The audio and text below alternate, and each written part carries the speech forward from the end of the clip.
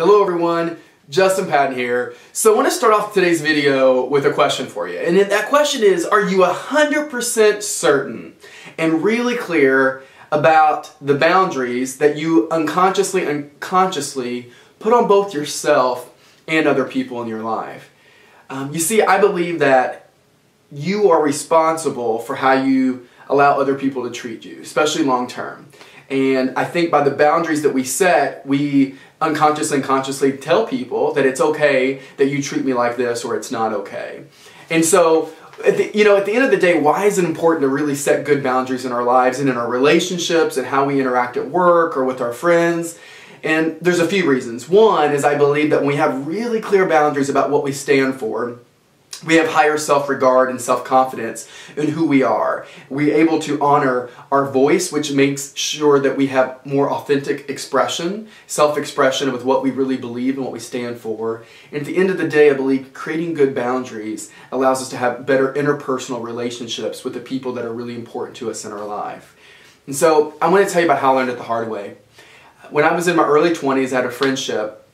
And with this friendship, it really went south very quickly. I'd been talking to this person for a very long time, and we were going to go hiking in the Smoky Mountains. And I remember I got to this person's house really early one morning, and when I got there, the person's like, "Did my friends not call you?" And I was like, "No."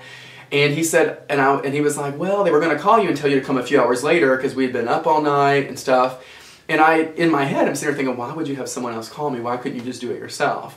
And it'd been months of poor me, and me listening to this person. And finally, I said to that person, at what point do you start accepting responsibility?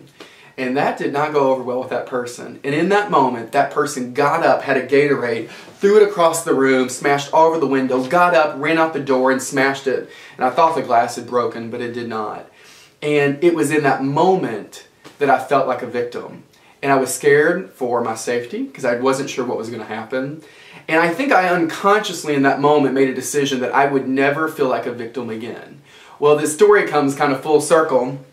This past year in 2014, I took a trip to Hawaii. And this person and I, his friendship kind of died down. And over the years, we kind of rekindled it just by phone, staying in touch. And we made a decision that we were going to go to Hawaii and kind of just meet up in Hawaii, hang out a couple days together, do some adventures. And so we ended up meeting up in Hawaii, and within 1 hour, 10 years later, within 1 hour, this person had the same emotional reaction to me. And at some point said, "I didn't come all the way down here," and started yelling and getting irate. And in that moment, something clicked into my head to say, I will no longer be a victim. And I said, "You no longer have permission to talk to me this way." Because I was really clear, finally, I found my voice as the older I got. And at 34 years old, I knew what I would and would not put up with.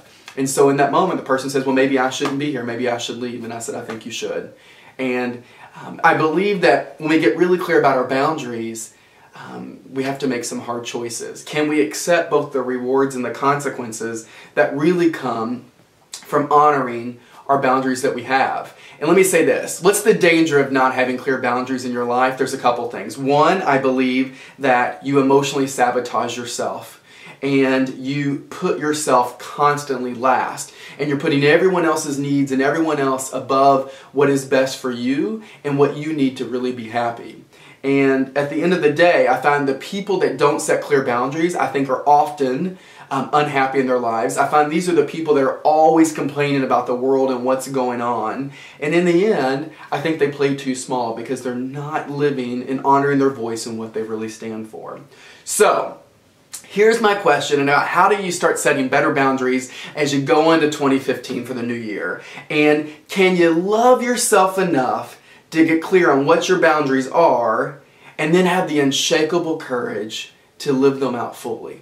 And so I want to give you just a few things to think about how, if you don't know what your boundaries are, how do you actually go about figuring out what they are and then being able to live them out fully? So, I had a boss one time that actually said, she goes, "Do you know what your hill to die on is?" Because in business or in relationships, you can't die on every hill. You can't run up it and try to fight every fight, because then I always say you say a lot of nothing.